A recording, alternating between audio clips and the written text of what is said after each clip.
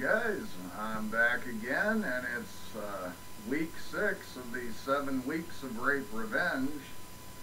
Now last week we had the remake of I Spit on Your Grave, and this week we go one stranger, because this week I'll be talking about a sequel to a remake, and that is I Spit on Your Grave 2.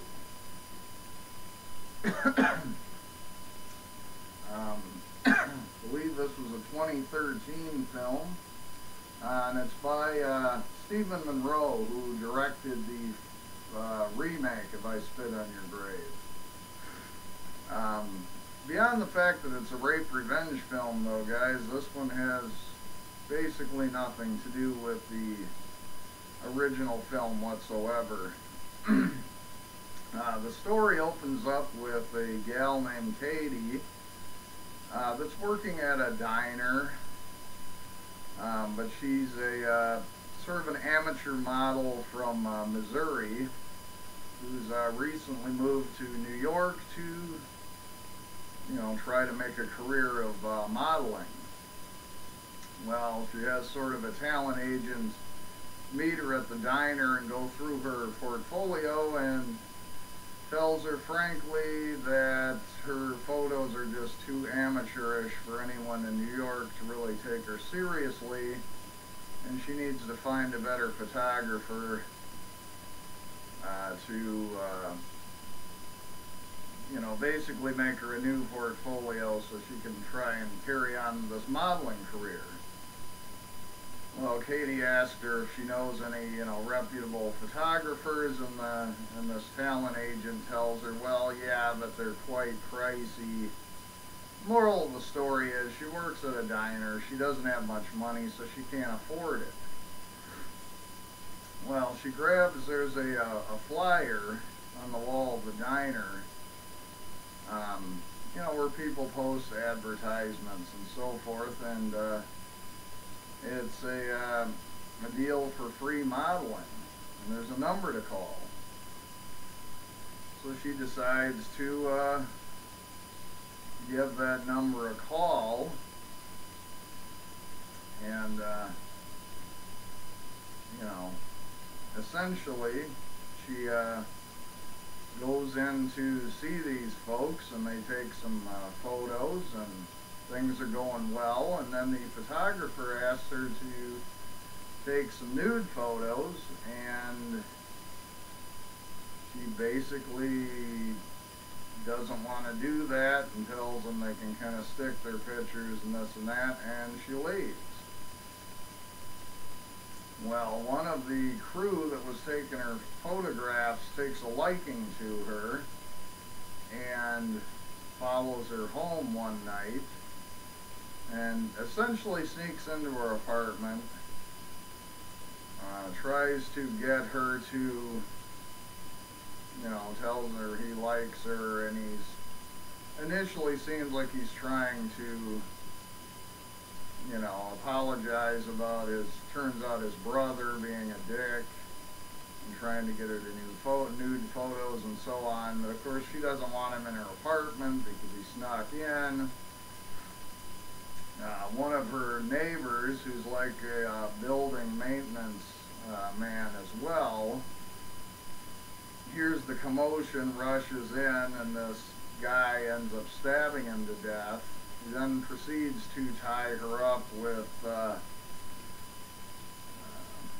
like the electrical cords off of a lamp in her living room, and then proceeds to rape her.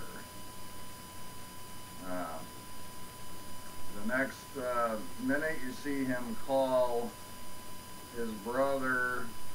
I don't know if they're all related or not, it never makes it clear, but his brother and this other guy that work at the photo studio, and says, hey, I screwed up big time, you gotta come over here. Essentially what they do is they drug her and they take her to Bulgaria, where they have her tied up to a mattress.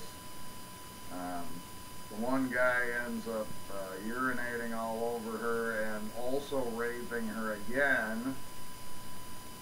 And what they decide to do is that they're going to basically sell her to, you know, various men that want to come in and utilize her, essentially.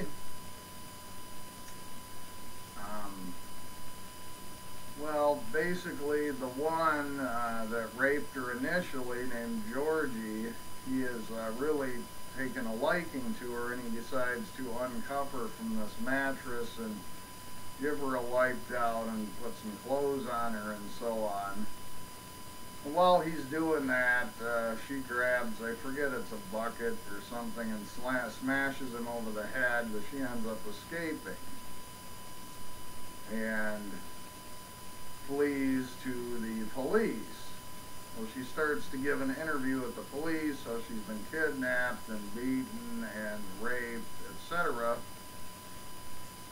And this lady turns up at the police station claiming she's for like the Bulgarian equivalent of like a battered woman's group, and tells the police officer that, you know, she'll take care of her and deal with her and get her, you know, to the U.S. Embassy and get her some help, etc. Well, this woman says, well, let me take you back to my place first. We'll get you some clean clothes, get you something to eat, and I'll take you over to the U.S. Embassy. They get into the house, and she says, okay, well, all the clean clothes and stuff are downstairs. Well, you know, there's red flags all over the place. You know. She leads her down to the basement, and lo and behold, it is the same basement she was tied up to the mattress on. And, of course, she is in cahoots with these guys. So they strip her down, chain her back up to the mattress. This client that they originally had on his way over comes over, uses a cattle prod electrical thing, just shocks the hell out of her. And then basically, they don't show this part on cam, guys, but just brutalizes her, brutally rapes her. The next scene, he says, oh, that was fun, I enjoyed her. He leaves, they go back downstairs, and she's just covered in blood, bleeding from between the legs, blood coming out of her mouth. And the guy who was the photographer, the older brother, I'm guessing, Ivan is his name, he, you know, goes over and, you know, starts kind of screwing with her. Oh, did you like that? And this and that, and different things. And, you know, she smacks him with her bloody handprint. He goes, oh, you want to touch me? That's good, because I want to touch you too. And he just proceeds to just sits on her chest and just starts just beating the hell out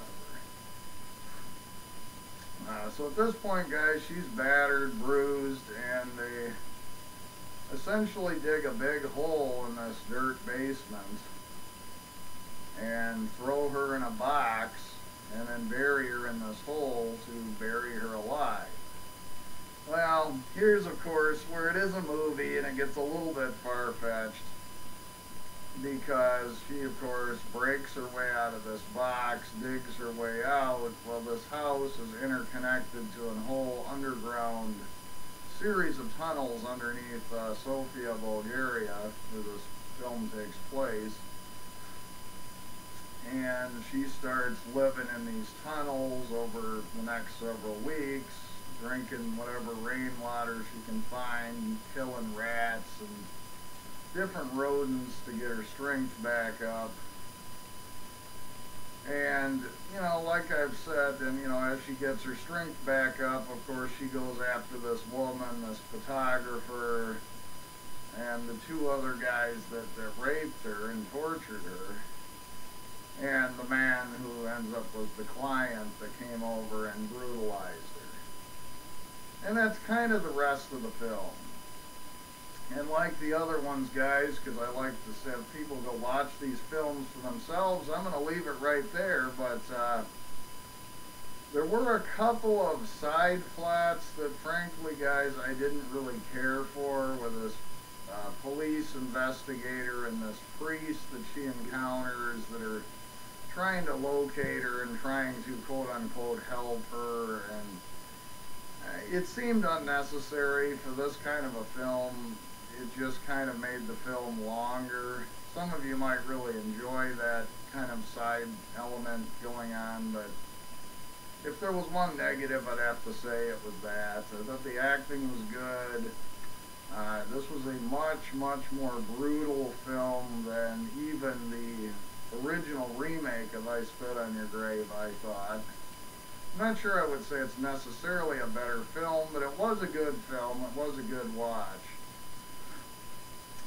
So anyway, guys, that pretty much wraps it up for me. Like I said, if you want to hear about her revenge and how she carries all that out,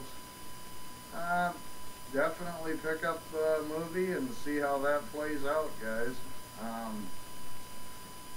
But anyway, like I say, my thoughts on it, you know, it was good. The acting was good. I thought the European location was really cool, kind of different.